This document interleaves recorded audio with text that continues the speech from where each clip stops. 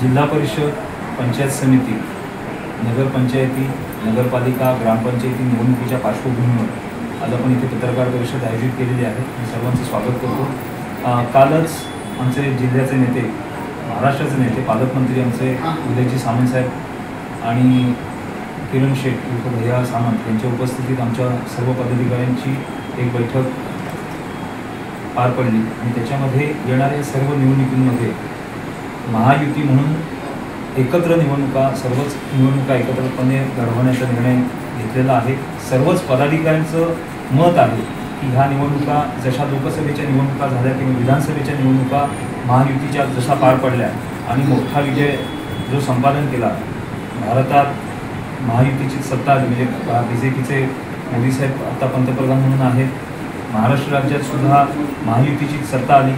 गेल्या वर्षाच्या 2.5 वर्षाच्या कालावधीमध्ये एकनाथ शिंदे साहेब मुख्यमंत्री होते, पण आता ह्या वेळेला निवडणुका ज्या झाल्या त्याच्यात भरघोस यश मिळालं महायुतीला आणि त्याच्यात भारतीय जनता पार्टीचे देवेंद्र फडणवीस नेतृत्व करत आहेत आणि त्यांच्याच देवेंद्र फडणवीस असतील, एकनाथ शिंदे साहेब असतील, अजितदादा असतील, तसंच इथे आमचे पालकमंत्री उदयजी सामंत साहेब असतील, भैया शेठ असतील, यांच्या नेतृत्वाखाली आम्ही संपूर्ण ह्या जिल्ह्यात महायुती म्हणून एकत्र निवडणूक लढवण्याचा निर्णय घेतलेला आहे.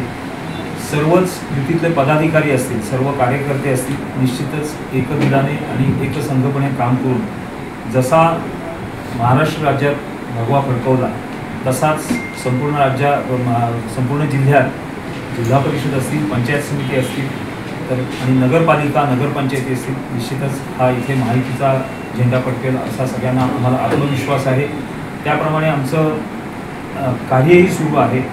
एकंदरीत पाहता गेले कित्येक वर्ष जो जिल्ह्याने निधी बघितलेला नव्हता एवढा विकास निधी माननीय पालकमंत्री उदयजी सामंत यांच्या नेतृत्वाखाली इथे रत्नागिरी जिल्ह्यात आलेला आहे आणि रत्नागिरी जिल्ह्याचा सर्वांगीण विकास करण्याचा त्यांनी जो विडा उचललेला आहे त्याच्यात ते यशस्वीही झालेले आहेत.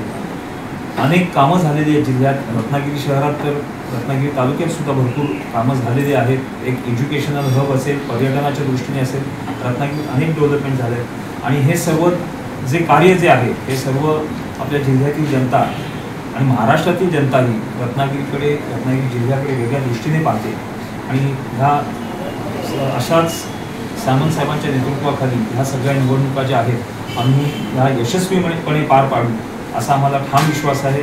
आमचे सर्व जिल्ह्यातील नेते मंडळी आहेत, तालुक्यातील नेते मंडळी आहेत. आज इथे उपस्थित पंड्याशेठ असतील, बाबूशेठ आहेत, बिपिनजी आहेत, कांचनताई आहेत, सुदेशदादा आहेत, त्याच्यानंतर विजय खेडेकर असतील, सिंधू साळवी असतील, असे सर्वच पदाधिकारी आम्ही निश्चितपणे हा जो सामंत साहेबांचा भैयांचा जो आदेश आहे त्या आदेशांचं पालन करून आम्ही ह्या एकत्रितपणे निवडणुका लढवू आणि त्याच्यात यशस्वी होऊ असा विश्वास आहे. ही शिवसेनेची भूमिका झाली, संयुक्तिक तुमची भूमिका कधी स्पष्ट महायुती म्हणून आता निवडणुकांचा जोर सुरू झालेला आहे आणि लवकरच आमच्या महायुतीच्या सुद्धा निवडणुका माननीय आता नूतन प्रदेशाध्यक्ष ज्यांनी कोकणची जबाबदारी सुद्धा घेतलेली रवींद्र चव्हाण साहेब, सामंत साहेब यांच्यासुद्धा तिकडे मुंबईत 2-3 मीटिंग झालेल्या आहेत आणि त्याबाबत चर्चासुद्धा झालेली आहे.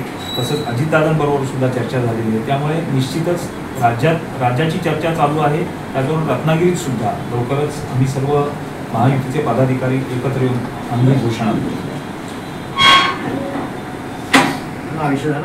रत्नागिरी जिल्ह्याचे लोकप्रिय पालकमंत्री, महाराष्ट्र राज्याचे उद्योगमंत्री, आमचे नेते सन्माननीय उदयजी सामंत साहेब आणि लांजा राजापूर भुवनेश्वर हे विधानसभा मतदारसंघाचे आमदार, महाराष्ट्र क्रिकेट असोसिएशनचे उपाध्यक्ष किरणजी सामंत साहेब यांच्या समवेत प्रमुख पदाधिकाऱ्यांची बैठक झाली.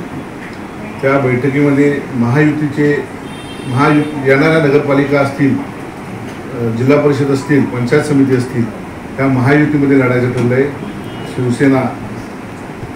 शिवसेना पक्ष, भारतीय जनता पार्टी पक्ष, राष्ट्रवादी काँग्रेस पार्टी, अजित पवार गट आणि मित्रपक्ष असं सर्व महायुतीमध्ये लढण्याचं ठरलेलं आहे.